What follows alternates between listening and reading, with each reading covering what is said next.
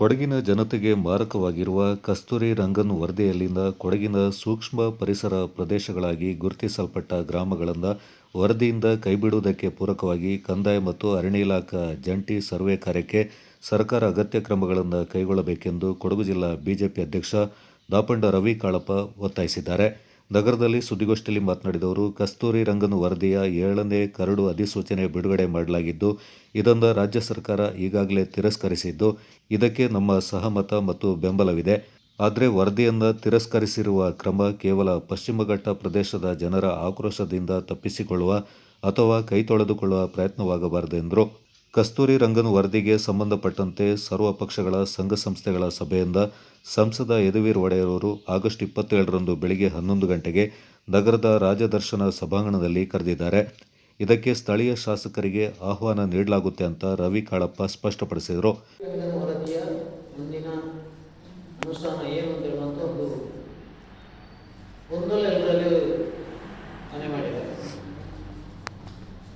ಈಗಾಗಲೇ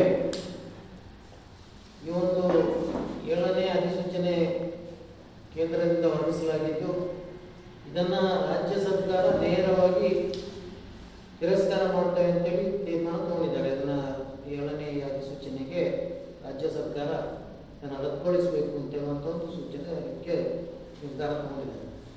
ಇದನ್ನು ನಾವು ಸಹ ಸ್ವಾಗತಿಸ್ತೇವೆ, ಈ ನಿರ್ಧಾರವನ್ನು ಸ್ವಾಗತಿಸ್ತೇವೆ.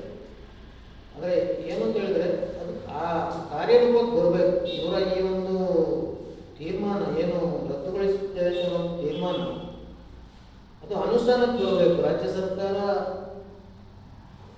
ಒಂದು ಕೇವಲ ಇಲ್ಲಿ ಈ ಒಂದು ಏನು ಕರ್ನಾಟಕ ರಾಜ್ಯದಲ್ಲಿ ಸುಮಾರು 1000 ಗ್ರಾಮಗಳು ಇದರ ಅಧೀನಕ್ಕೆ ಬರುತ್ತೆ. ಅವರಿಗೆ ಒಂದು ರೀತಿಯಲ್ಲಿ ಸಮಾಧಾನ ಪಡಿಸಲಿಕ್ಕೂ ಸದ್ಯದ ಪರಿಸ್ಥಿತಿಯಲ್ಲಿ ನಾವು ಅದರಿಂದ ಕೈ ತೊಳ್ಕೊಳ್ತೇವೆ ಅಂತ ಉದ್ದೇಶದಿಂದ ಈ ಒಂದು ರದ್ದುಗೊಳಿಸುವ ತೀರ್ಮಾನ ತಗೊಂಡಿದ್ರೆ ಅದಕ್ಕೆ ನಮ್ಮ ಸ್ವಾಗತ. ಇವಾಗಿದ್ದು ಅನುಷ್ಠಾನಗೊಂಡ್ರೆ ನಾವು ರಾಜ್ಯ ಸರ್ಕಾರ ಇದನ್ನು ನಾವು ಸ್ವಾಗತ ಮಾಡ್ತೇವೆ. ನಮ್ಮ ಬೇಡಿಕೆ ಏನು ಅಂತ ಹೇಳಿದ್ರೆ, ಈಗ ಅರಣ್ಯ ಇಲಾಖೆ ಏನು ರಕ್ಷಿತ ಅರಣ್ಯ ಏನಿದೆ, ಇದು ಕೇಂದ್ರ ಸರ್ಕಾರದ ಅಧೀನದ ಬಂದರೂ ಅದರ ಪೂರ್ತಿ ತೀರ್ಮಾನ ತಗೊಳ್ಳುವಂಥದ್ದು ಏನಾಗಬೇಕು ಅಂತ ಹೇಳುವಂಥದ್ದು ರಾಜ್ಯ ಸರ್ಕಾರದಿಂದಲೇ ಅದಕ್ಕೆ ಇದನ್ನ ರೂಪುರೇಷೆಗಳನ್ನ ಅನುಮತಿ ಮಾಡುವಂಥದ್ದು ರಾಜ್ಯ ಸರ್ಕಾರ.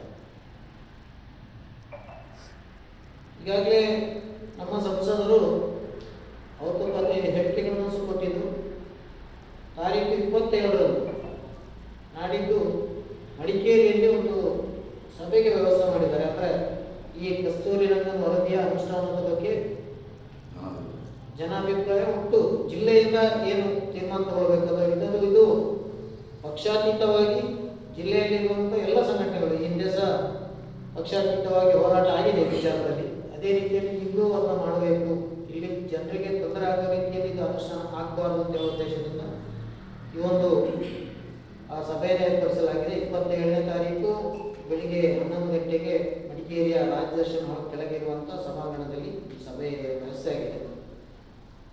ತಮ್ಮ ಮುಖಾಂತರ ವಿನಂತಿಸಿಕೊಳ್ಳುವುದೇ ಕೊಡಗಿನ ಎಲ್ಲ ಪಕ್ಷದ ಪ್ರಮುಖರು ವಿವಿಧ ಮುಖ್ಯವಾಗಿ ಅನೇಕ ಕಡೆ ಹೋರಾಟಗಳು ಆಗ್ತದೆ. ಹೋರಾಟದಲ್ಲಿ ಮುಂಚೂಣಿಯಲ್ಲಿರುವಂಥ ಎಲ್ಲ ಸಂಘಟನೆಗಳು ಮತ್ತು ಈ ಒಂದು ರಕ್ಷಿತಾರಣ್ಯದಿಂದ ಹೊಂದಿಕೊಂಡಿದ್ದ ಆ ಭಾಗದಲ್ಲಿರುವಂಥ ಕೆಲವು ಪರಿಶಿಷ್ಟ ಪಂಗಡ ಇರ್ಬೋದು, ಪರಿಶಿಷ್ಟ ಜಾತಿ ಇರ್ಬೋದು, ಇತರ ಕೃಷಿಕ ಪ್ರಮುಖರು, ಬೆಳೆಗಾರರು ಯಾರು ಅವರು ಸಹ ಇದರಲ್ಲಿ ಭಾಗವಹಿಸಬಹುದು.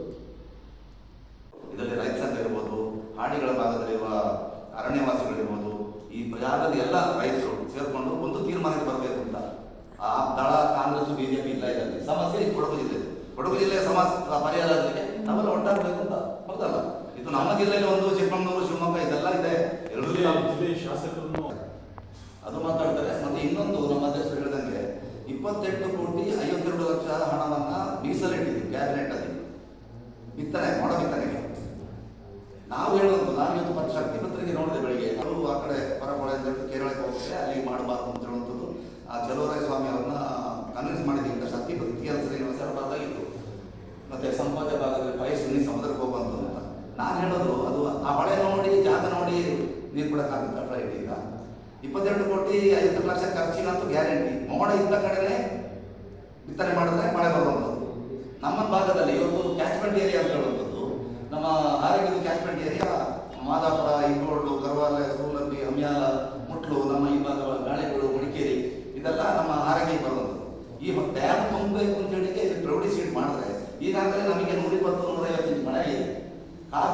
ಹೋದ್ರೆ ಪೂರ್ತಿ ನೆಲದಲ್ಲಿದೆ. ಅದು ವಿಷ ಏನೋ ಇದು ಮೆಕ್ಯಾನಿಕ್ ಹಾಕಿ ಬಿಡುವಂಥದ್ದು. ನಿನ್ನೆ 3 ಗಂಟೆ ರಾತ್ರಿಗೆ ಫ್ಲೈಟ್ ಸೌಂಡ್ ಕೇಳಿದೆ ನಮ್ಮಲ್ಲಿಗೆ. ಅದಕ್ಕೆ 4:30 ಗಂಟೆಯಿಂದ ಒಂದು 2 ಇಂಚು ಬೆಳಿಗ್ಗೆ ಆಗೋರಿಗೆ 2 ಇಂಚು ಮಳೆ ಹೊಡೆದಿದೆ. ನಾವು ವಾಟರ್ ಕ್ಯಾನಲ್ಲಿ ಹೋಗಿ ಗಿಡಕ್ಕೆ ನೀರು ಹೆಂಗೆ ಬಿಡ್ತೀವಿ ಹಂಗೆ ಸೀದಾ ನೀರು ಬೀಳ್ತಾ ಇರೋದೆ. ಹಾಗಾಗಿ 60 ದಿನಗಳ ಕಾಲ 28 ಕೋಟಿ 50 ಲಕ್ಷವನ್ನು ಖರ್ಚು ಮಾಡ್ತಾರೆ. ಎಲ್ಲಿ ಮಾಡೋ ಇದ್ದ ಕಡೆ ಬಿತ್ತನೆ ಮಾಡ್ತಾರೆ ಅಂತ ಹೇಳ್ತಾರೆ. ಇನ್ನೊಂದು ಹೇಳ್ತಾರೆ, ಈಗ ಬೆಳಿಗ್ಗೆ ಪತ್ರಿಕೆಯಲ್ಲಿ ಕೆಲವರು ಸಮಯ ಹೇಳ್ತಾರೆ ಇನ್ನೂ 5 ದಿನಗಳ ಕಂಡು ತೀರ್ಮಾನ ಮಾಡ್ತೀವಿ ಅಂತ. ನನ್ನ ಲೆಕ್ಕಾಚಾರದಲ್ಲಿ SM ಕೃಷ್ಣನ ಕಾಲದಲ್ಲಿ ಇದು ಆಗಿದೆ, ಮಾಡಿದ್ದಾರೆ. ಮತ್ತೆ ನಮ್ಮ ಧರ್ಮಸಿಂಗ್ ಕಾಲದಲ್ಲೂ ಮಾಡಿದೆ. ಕಾಂಗ್ರೆಸ್ ಆಡಳಿತಕ್ಕೆ ಬಂದಾಗಲೆಲ್ಲ ಇದೇ ಪರಿಸ್ಥಿತಿ ಇತ್ತು.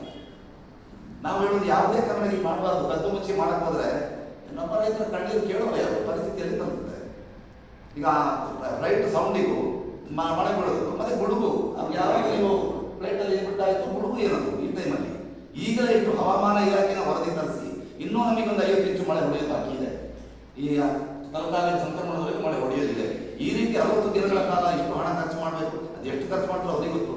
ಈ ರೀತಿ ಆದರೆ ನಮ್ಮ ರೈತರ ಪರಿಸ್ಥಿತಿಯನ್ನು ಒಂದು ಕಡೆಯಿಂದ ಆನೆ ಹಾವಳಿ, ಒಂದು ಕಡೆಯಿಂದ ಕಸ್ತೂರಿರಂಗನದು, ಇನ್ನೊಂದು ಕಡೆಯಿಂದ ಇವರ ಹಾವಳಿ. ಬೆಳೆ ಹಾಕಿಗೆ ಹೇಳಲ್ಲ ನಮ್ಮ ಅಧ್ಯಕ್ಷರು. ನಮ್ಮ ಸರ್ಕಾರ ಇದ್ದಾಗ 56,000 ಪ್ರತಿ ರೈತರಿಗೆ ಕೊಡೋದಾಯಿತು. ಪಕ್ಷದ ಪ್ರಮುಖರಾದ ನಾಗೇಶ್ ಕುಂದಲ್ಪಾಡಿ, ಮಾಜಿ ಜಿಲ್ಲಾಧ್ಯಕ್ಷ ಶಾಂತೇಂಡ ರವಿ ಕುಶಾಲಪ್ಪ, ಜಿಲ್ಲಾ ಪ್ರಧಾನ ಕಾರ್ಯದರ್ಶಿ ಮಹೇಶ್ ಜೈನಿ ಮತ್ತಿತರ ಪ್ರಮುಖರು ಈ ಸಂದರ್ಭ ಪಾಲ್ಗೊಂಡಿದ್ದರು.